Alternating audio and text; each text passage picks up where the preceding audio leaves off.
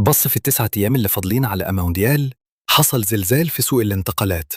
إبراهيم كوناتي مدافع ليفربول ريال مدريد مجاناً، عقد 4 سنين. فابريتسيو رومانو.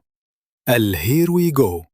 وفيه تفصيلة واحدة بس لسه معلقة، هقول لكم عليها بعد شوية. وفي أخبار تهمك أنت يا مصري، بلجيكا اللي هنلعب معاها في المونديال كسبت كرواتيا 2-0 النهاردة.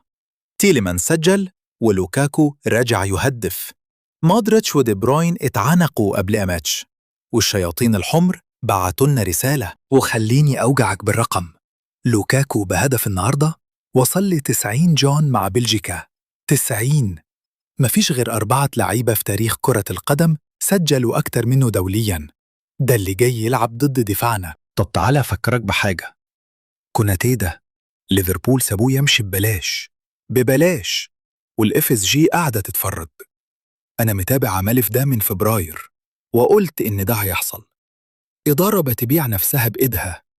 وعلى سيرة مونديال، منتخب مصر ضد البرازيل السبت، واتباع أكتر من 40 ألف تذكرة لحد دلوقتي في أوهايو، والبرازيل وصلوا أمريكا، وأنشيلوتي قعد يعيط على الهوا وهو بيتكلم عن أماتش. يا نهار! وكمان ماركو سيلفا ساب فولهام رسمياً بعد 5 سنين، وماشي بنفيكا بدل مورينيو، عقد 3 سنين بمرتب أقل علشان يكسب بطولات. ده اللي اسمه راجل عارف هو رايح فين.